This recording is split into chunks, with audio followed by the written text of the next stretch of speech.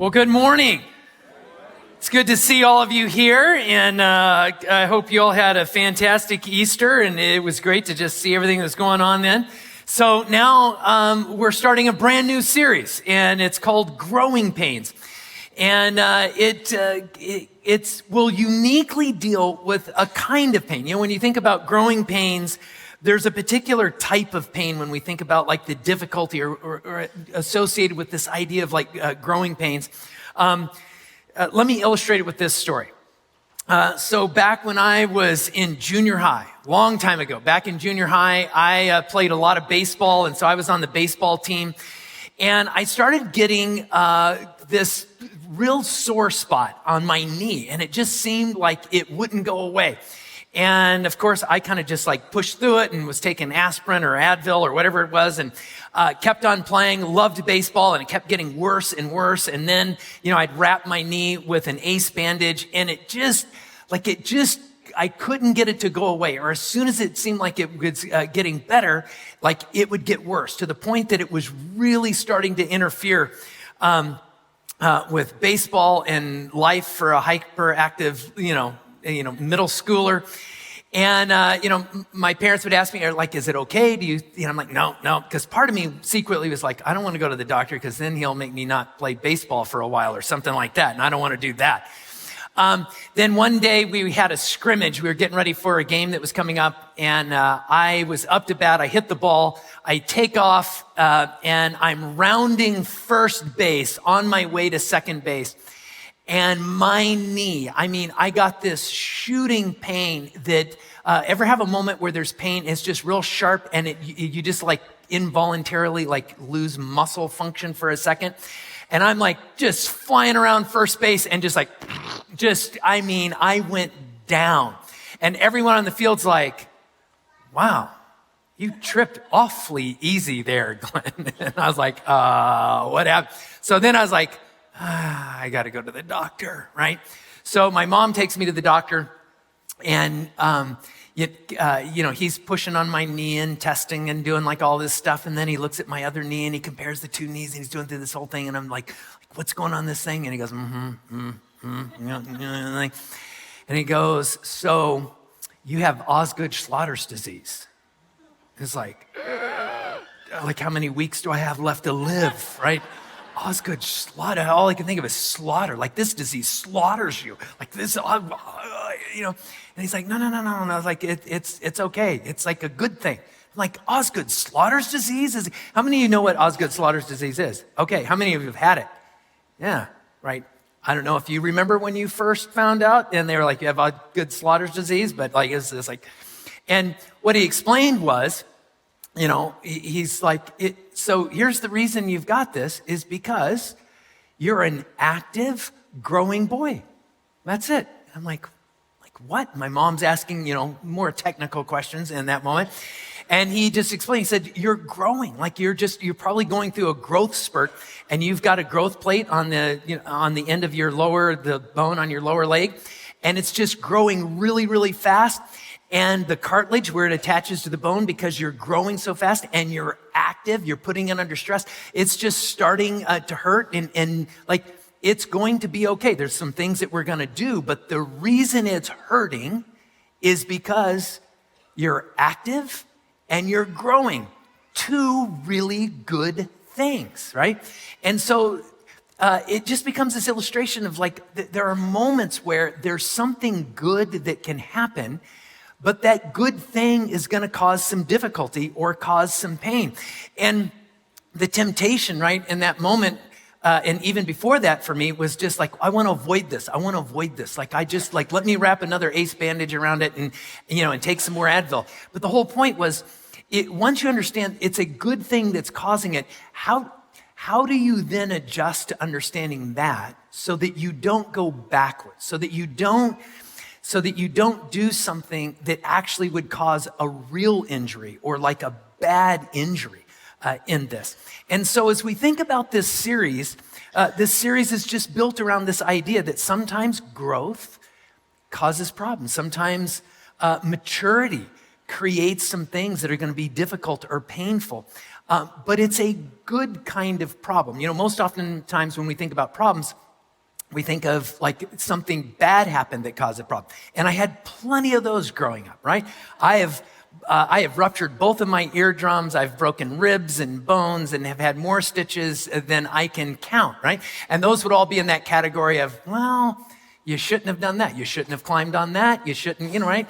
But this one actually was like one of the rare moments in my growing up years that it's like, no, it's just because you're a growing, active young boy. And we're all going to have things in our lives where we're going to grow or mature in some way, but it may indeed create something that's going to be a stressor or a difficult. So another example. Several years into our marriage, I don't know exactly how many, but several years into our marriage, Angie and I hit this place where we there was more tension between us, and there was like more conflict, and we probably got into more arguments, and I didn't like it much. Like it just, like you could just kind of feel the tension or whatever. But it was actually a good thing. Like I look back on it now and realize there was something good that was going on, because in that time, Angie and I were both trying to do some things to just grow and mature as human beings. We seen a counselor in our spiritual lives. There were just things that I felt like God was showing both of us. And the result of that all was that we were starting to become a little bit more honest with one another in our communication in our marriage, right? It was back then really easy for me in a moment where I might be frustrated or something and not be honest about it. Because it's like, well, gosh, I'd like, a good Christian husband wouldn't be frustrated about that. And so I'm not going to say anything about that, but I'm kind of frustrated about it, but it just smooths everything over, right? And so as we started to grow a little bit more in just learning how to be more honest, you know what happens when you start to be a little bit more honest in your marriage? You're a little bit more honest in your marriage. And that's a problem, because it's just like, well, why'd you tell me that? I don't want to hear that. That's frustrating. That I feel tension over that. Now we're going to have to deal with that. Wait, can't we just cover that all up? And here's the thing. We could have, and we wouldn't have felt the pain or the stress in it. But you know what? That's not the marriage that I would want. And so it was actually in the two of us growing, becoming a little bit healthier, that it actually created some different stressors and different moments of conflict or pain, but not because something bad was happening, just there was some growth that was occurring. And maybe you've experienced that in your own marriage. Maybe you've experienced that in your family with your kids. Maybe your kids are entering some teenage years now, and all of a sudden you're just like, well, where did they get that opinion, right? Why are they pushing back on? It doesn't matter what I suggest. They push back on it. Like they're becoming a little obstinate, but maybe it's because they're starting the early stages of adulting and they're learning, right, how to own their own life a little bit. And there's good things happening because it's going to help them actually, right, leave the nest, to actually go out and be on their own, which is a wonderful thing. But it doesn't mean that it's not going to create some tension and struggle and arguments and stress in the house. Or maybe there's a spiritual struggle you're going through. Maybe you're actually at a point where you're actually engaging God with greater faith, and you're not trying to put God in a religious box, or you're not trying to read the Bible like a rule book. You're trying to actually engage the Bible in something far deeper. And when we go to do that, suddenly we're not coming up with pat, sweet little religious answers, but you're actually having to engage and navigate life with God in a faith relationship. And it's hard sometimes. And you're feeling that tension where you might have said, like years ago, I would have just said, no, this is it. And I would have just moved forward. And now in your spiritual journey, you're actually learning how to trust God more. But it comes with a little tension. It comes with a little stress. at times. And what you're feeling is actually the result of some spiritual maturity that is going on. And it can be as simple as just like, what if, for some of you, maybe something has changed at work and they've actually assigned you to a different team or a different area, or you stepped out on your own and started your own company or went to work someplace else or another career. But it was because of the experience and the expertise or the things that you had led or done before that now have moved you into this new place. And now it's like, oh man, they put me like in a different department, and now I've got to learn the relational dynamics in this department, and it's exhausting, and there's new things that I've got to learn over there. And you feel the stress or the difficulty of it, but it's actually because you succeeded in some place. You grew. They chose you to do that because they believed you were the person that could actually move and do that thing. But it doesn't mean that it doesn't come with some difficulty in it.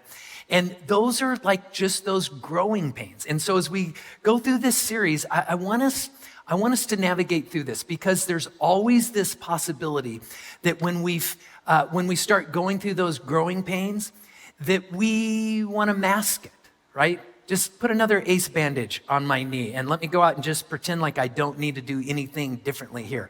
Or it's easy in those moments, right, where you're in that conversation and you're just like, oh, like this is going to become one of those long conversations and I'm going to have to be vulnerable and honest. And you just, can't I just smile? You know, like when Angie would go, are you okay? And you know, there was an old Glenn in every one of those moments go, yeah, I'm great. Right? I'm just like, I'll just say I'm great and smile. And then we just go on. And then I'm like on the inside, and it's like, I don't want to go back to that. But to move forward means, right, I've got to keep navigating this thing that I'm trying to grow in. And I hope through this whole series, here's my hope, is that we'll be able to identify those things and find our way of growing in a new way, and see that pain or that difficulty in a different way. And the example that I want to use this morning as I set up this series is actually with the early church.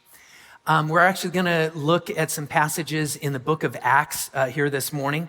But I want you to think about the early church. You know, when the early church gets started, Jesus ascends into heaven, right? He's given them instructions. And what you primarily have at this moment, and as the church expands, it's primarily expanding through Jewish converts. And so the vast majority of everybody in the church at that point, they have this very Jewish background. They're very familiar with the scriptures. Like there's this, and so customs and just all the cultural things, it just all flows. Now, they had some problems. There was persecution.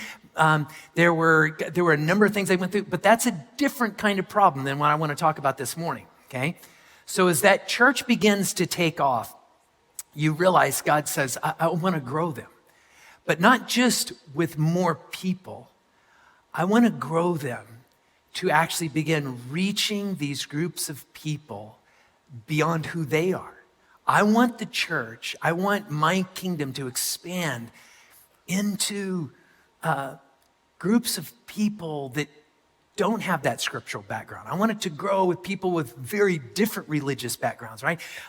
To the Greeks and to the Romans and the Scythians and the Egyptians and like all of these Gentile groups. God had a plan to grow it, which means those leaders early on are going to have to go through all of that. And we begin to see this because guys like Peter, and we're going to look at Peter here this morning, God's going to start pushing on Peter to grow and mature so that he can step out and do more and more of this. And what we're going to see is he's going to have to learn how to love some people that he's just not been around much. He's going to have to learn how to step into some situations and have conversations and talk with people that he wouldn't normally be comfortable doing. He's going to have to learn what it means to deal with some criticism of groups of people that are even a part of the church and outsiders in all of this. So when you start looking at the book of Acts, you see the church begin, and by about Acts chapter 10 is where we're going to pick it up. God begins pushing on Peter and says, hey, I want you to start reaching these people. And he does it through this vision. So God gives Peter this vision of this, it's like a sheet, and it's filled with all of these animals. And all of these animals in this vision, and it's very symbolic, right? All of these animals would have been all the types of animals that as a Jewish man, Peter would have never eaten, right? These are all of the unclean animals, right? These were restricted. And so he sees this sheet being lowered down from heaven with all these animals in it. And God says, I want you to take these animals and you can now eat them, okay? And we're like, that's kind of a weird dream. But understand the symbolism of it is that there was something that you saw as being outside of what was permissible or what like would have been a part of God's kingdom. And now what I'm saying is I've brought this in. And it's symbolic of the kingdom expanding to all of these groups past the Jews. And Peter's initial reaction is, no way, God, I'm not doing that, right? And so it's like God repeats this vision and repeats this message to him 3 times. And every time Peter's like, no, like that's like, and you feel the discomfort in it. It's like, so to go and do that means I've got to go and interact with people that I'm not used to interacting with. They speak other languages and they've got different customs and they're not going to see this the same way. And I've got to like, I will be violating all of these cultural norms and all of these things that I grew up with, right? Ever find yourself in a situation where it is just so foreign to you and strange and you're trying to figure it out and you're lost in your head as you're trying to think through everything? And Peter's just going, please, God, don't have me go do that. And God's like, yes, I want you to go do that. And so then what God does is he speaks to this man named Cornelius, who is not a Jew. In fact, he is very much the opposite. He is a Roman soldier who God has been reaching and working with. And Cornelius, at this time, is in a place called Caesarea, a little town that is not too far from the place that Peter has been living in Joppa, and this is all kind of in that northern Israel area. And God says to Cornelius, I want you to send a couple of your soldiers and servants over to the town of Joppa, and you're going to find a guy named Peter, and you're going to invite him to come to your house so that he can begin teaching and explaining all of this stuff to you, right? So Cornelius does this. And finally, God gets Peter to the place where Peter's like, okay, I'll go. And here's where we're going to pick up the story, okay? Is Peter with a couple of, with a small handful of his own followers, other Jewish Christians, now travel with Cornelius' servants, and they go to Cornelius' house. And here's why this is going to be a really big deal, okay? Peter probably has never walked through the doorway into a home of a Gentile, let alone ever sat down and shared a meal, because that would there are so many rules that he would have broken to have done that as a Jewish young man. Never going to do that. And yet this is exactly where God is walking him towards. So we're going to pick up the story here. This is found in Acts chapter 10. Acts chapter 10, starting in verse 27. So you've got all the backstory here. Here's what happens. And he's talking with Cornelius here. While talking with him, Peter went inside. So he's going inside Cornelius' house. Peter went inside and found a large gathering of people. And guess what? Probably none of them were Jewish, right? And he just walks into a whole house full of Gentiles. Like, I'm sure he could just picture his mom's voice in the back. What are you doing? You should run away from there in this one, right? But he walks in here because God's like, okay, I want to grow you. I want to mature you, right? And here's what he says to them, right? So he's stepping out in faith with God in this moment. And I love how he addresses them. Right off the bat, look at verse 28.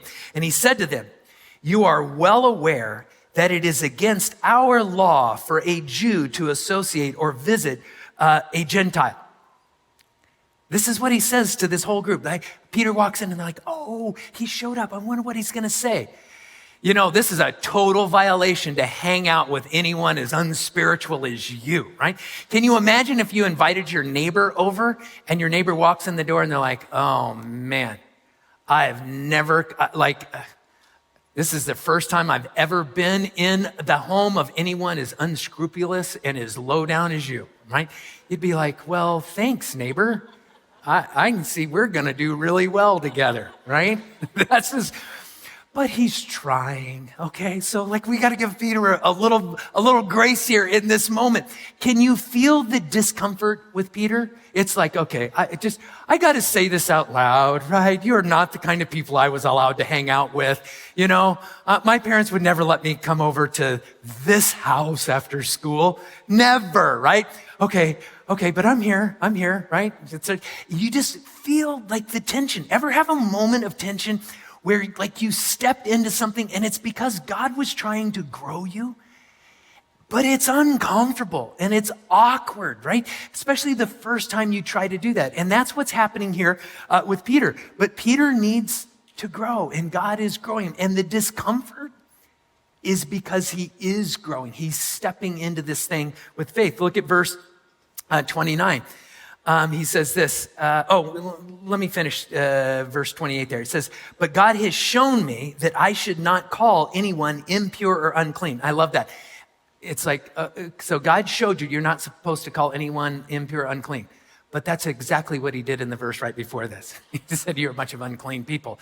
God showed me I'm not supposed to call you unclean, even though you really are. All right? That's kind of what's going on here. All right. So then, now verse 29. So when I was sent for, I came without raising any objection. Liar. Right? Maybe not to Cornelius's face, but he sure was to God, right? It took a lot to get him here. And then he says, may I ask why you sent for me? And here's what I love. For all of the awkwardness, for the pain, for all of the things, he still steps forward into the situation. He leans in to what God is trying to grow him in. And he asks, and they basically are like, just like, tell us stuff, right? To share with us about God and what God's doing in the world. And then Peter goes into this, and you have to read it on your own. I'm not going to take time to read it right now.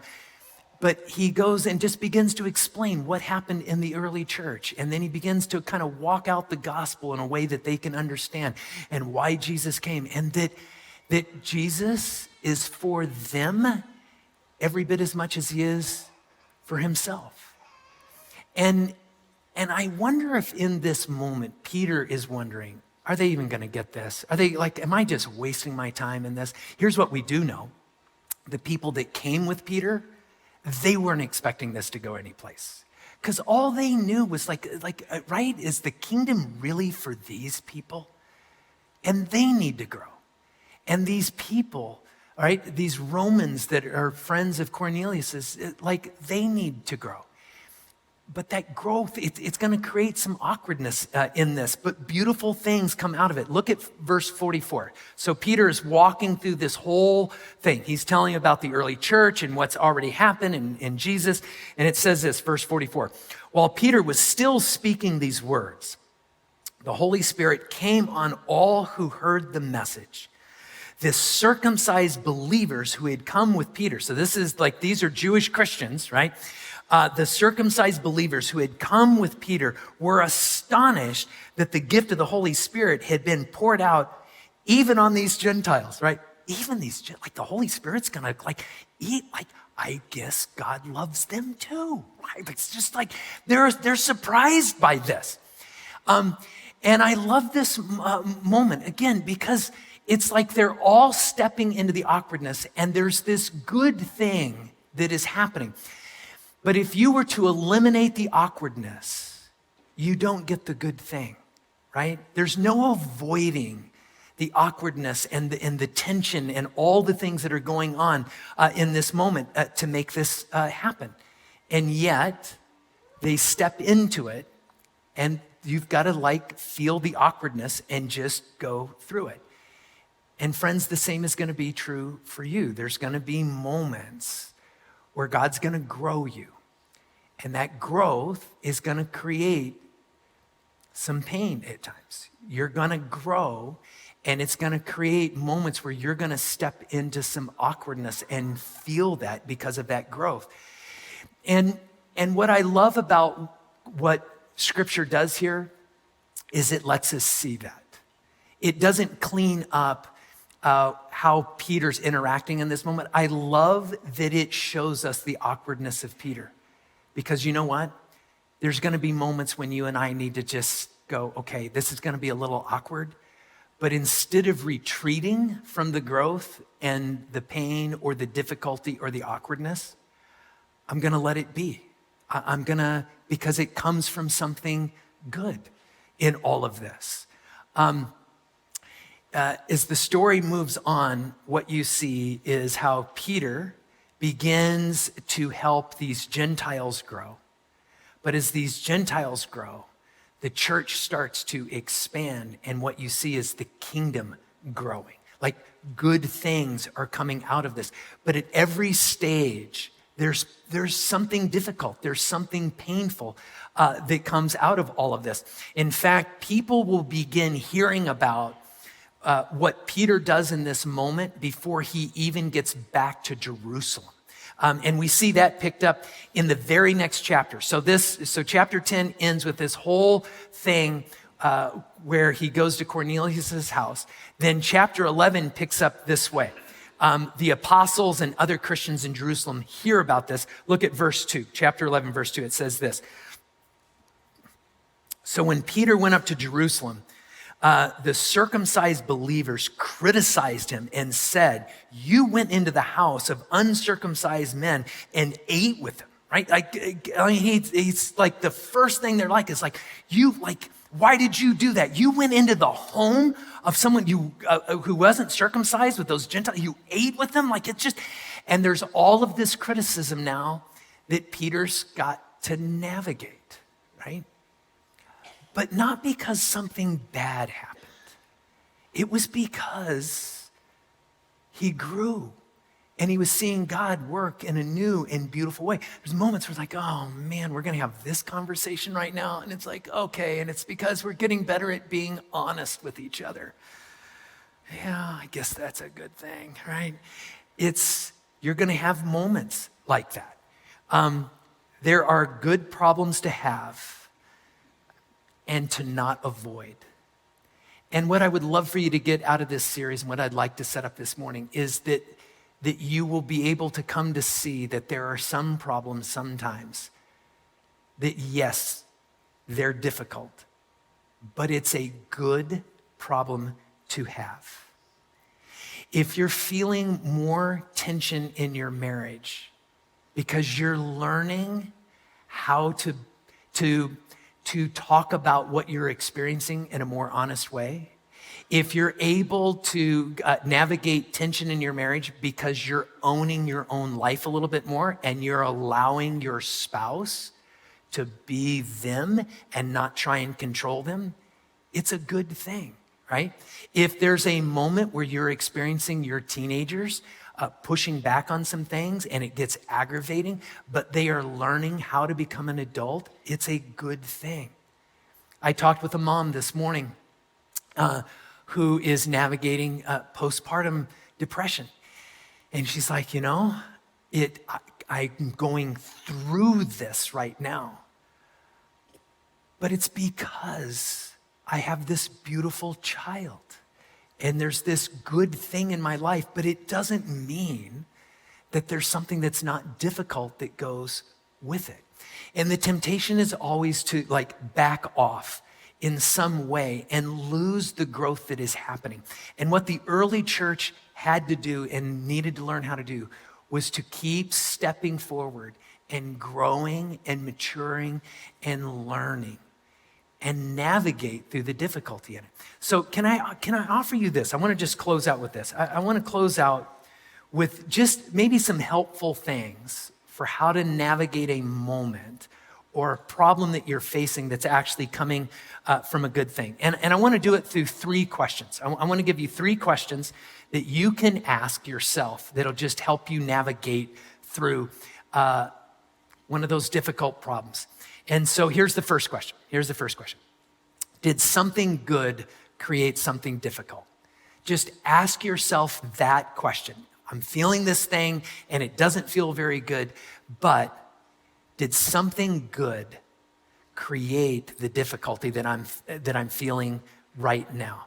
You know, in a weird way, Angie and I kind of did that. We actually had some conversations about the conflict and the tension that we were feeling. And it was like, yeah, we're feeling this because we're learning how to be more honest with each other over certain things. And yes, there's tension in it, but it's becoming a good thing.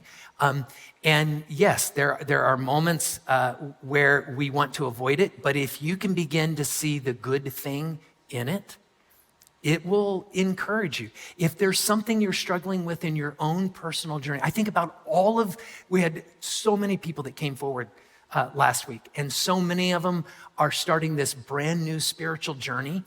And you know, the thing I would not want any of you that are just starting that off for the first time right now to think is like, wow, I took this big step and now everything spiritually is going to go smooth and easy. Yeah. And see, everyone you hear laughing right now, they're laughing because they know that's not true, because they've experienced that you can actually have God push and pull and grow you in the most beautiful ways that are also some of the most challenging things and difficult things. But I would also say this, I bet almost everyone, maybe not everyone, but maybe everyone would say this too. It was worth it. I would not give up the spiritual growth I got, right? I might not ever choose to go through the pain or go through it again, but I wouldn't give it up for the world because I liked how it grew me.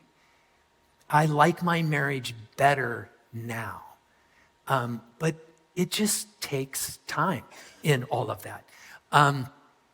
Second question in this is what needs to be celebrated, right? So if you're going through and there's something difficult in this and you're trying to wrestle through this, ask the question, what needs to be celebrated?